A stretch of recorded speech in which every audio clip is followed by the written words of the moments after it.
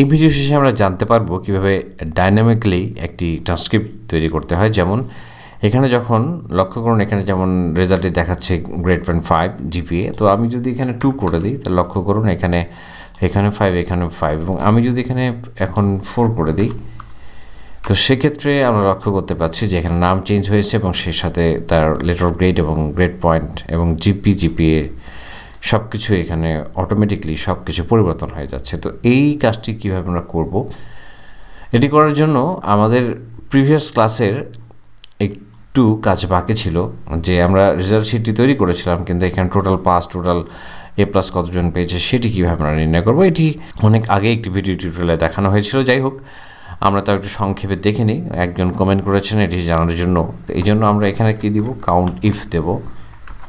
Count if লেখার পর আমরা একটা প্যারেনথেসিস দেব এবং এখানে আমরা কাউন্ট করব কোথায়, আমরা গ্রেড পয়েন্ট জিপিএ কাউন্ট করব। তো এখানে গ্রেড জিপিএর আমরা রেঞ্জটা দেখিয়ে দিলাম।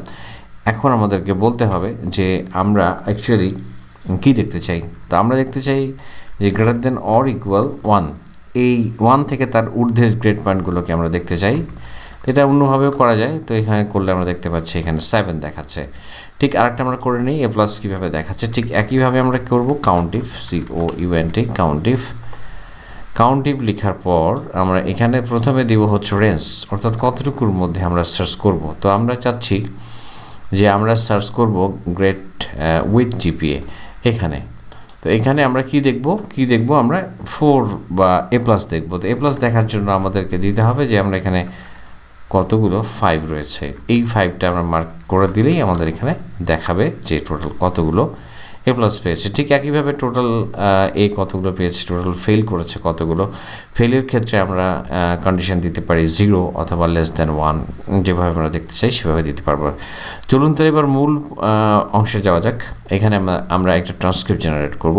তো ট্রান্সক্রিপ্ট জেনারেট করার পূর্বে আমাদের সকল মার্ক যেখানে রয়েছে সেখানে আমরা একটা কাজ করে নিতে পারি আমাদের সুবিধার্থে, যে প্রত্যেকটা কলামের একটা নাম আমরা নির্ধারণ করে রাখতে পারি। তো যাতে করে আমাদের পরবর্তীতে আমরা যখন যে ফাংশনটি ইউজ করে কাজটি করব সেক্ষেত্রে আমাদের অনেক বেশি হেল্পফুল হবে। আর আপনি যদি মনে করেন যে এখানে নাম্বারিং করবেন না, সেক্ষেত্রে আপনাদেরকে এখানে গুনে গুনে নাম্বার কলামগুলো খুঁজে বের করতে হবে। তো এবার আমরা আরেকটা কাজ করব, সেটি হচ্ছে প্রত্যেকটা যে ওয়ার্কিং এরিয়াটি আমাদের যে ওয়ার্কিং এরিয়াটি রয়েছে যেখানে আমরা কাজ করেছি সেটার একটা নামকরণ করব। আমরা নামকরণ বিভিন্নভাবে করা যায়। তো আমি এখানে জাস্ট নেম বক্সে ক্লিক করে এটার নাম আমি দিয়ে দিচ্ছি অল দিয়ে দিলাম, অল এসটিডি, একটা নাম দিয়ে দিলাম অল এসটিডি। ওকে, তার মানে এখন থেকে এই এরিয়াটা বা এটাকে আমরা একটা অ্যারে বলতে পারি। আসলে অ্যারে হচ্ছে সমজাতীয় ডেটাগুলোর একটা কালেকশনকেই অ্যারে বলা হয়। তো এই টোটাল রেঞ্জটা হচ্ছে আমাদের কাছে একটা অ্যারে। পরবর্তীতে এটি আমরা ব্যবহার করব। এই অ্যারেটার আমরা একটা নাম নির্ধারণ করে দিলাম বা রেঞ্জটির একটা নাম নির্ধারণ করে দিলাম অল এসটিডি। এখন আমরা ইউজ করব। তো ইউজ করার জন্য আমরা এটাকে ফরম্যাট করে নেব। ফরম্যাট করা তো দেখিয়েছি আগে।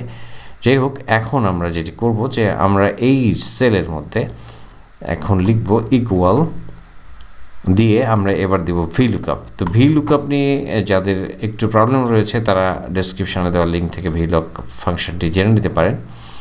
এখন আপাতত আমরা যেটি করব যে আমরা কোন সেলের সাপেক্ষে রেজাল্টটি দেখব। তাহলে আমরা এই সেলের সাপেক্ষে রেজাল্টটি দেখছি এবং এটি ফিক্স থাকবে বলে এটাকে আমরা F4 প্রেস করে লক করে দিলাম।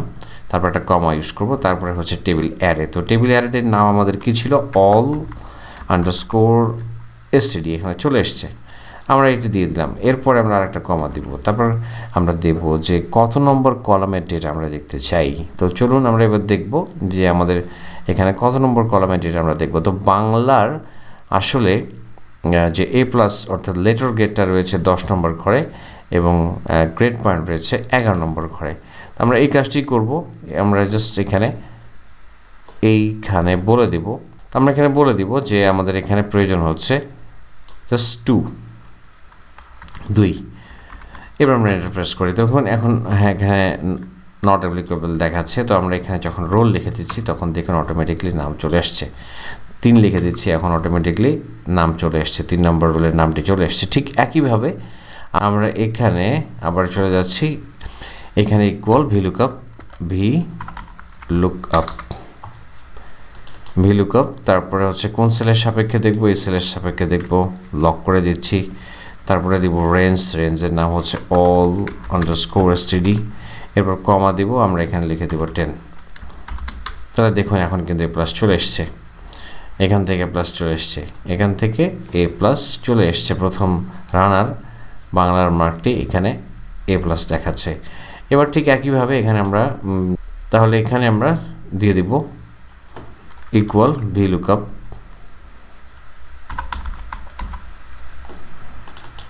এরপর আমরা দিয়ে দিব হচ্ছে কোন সেলের সাপেক্ষে দেখব, এই সেলের সাপেক্ষে দেখব, কতটুকুর মধ্যে দেখব, আমরা দেখব all_std, কি দেখব 11 নম্বর কলামের ভ্যালুটি দেখব, ব্যাস হয়ে গেল। তাহলে এইভাবে সবগুলো সেলের মধ্যে আমরা যদি এখান থেকে জাস্ট দেখে নেব কত নম্বর ডেটা আমরা দেখতে চাই, এখান থেকে জাস্ট সেই ডেটাটি এখানে বসিয়ে দিতে হবে, অর্থাৎ এখানে সেই কলামটির ডেটা বসিয়ে দিতে হবে, তাহলে সমস্ত ডেটাগুলো এখানে প্রদর্শন করবে। তো টিউটোরিয়াল দীর্ঘায়িত হলে আপনাদের খুব বিরক্তির কারণ হয়, যার জন্য আর টিউটোরিয়াল দীর্ঘায়িত করছি না। আপনাদের পরবর্তী ভিডিও দেখার আমন্ত্রণ জানিয়ে এই পর্ব এখানে শেষ করছি। ভালো থাকবেন।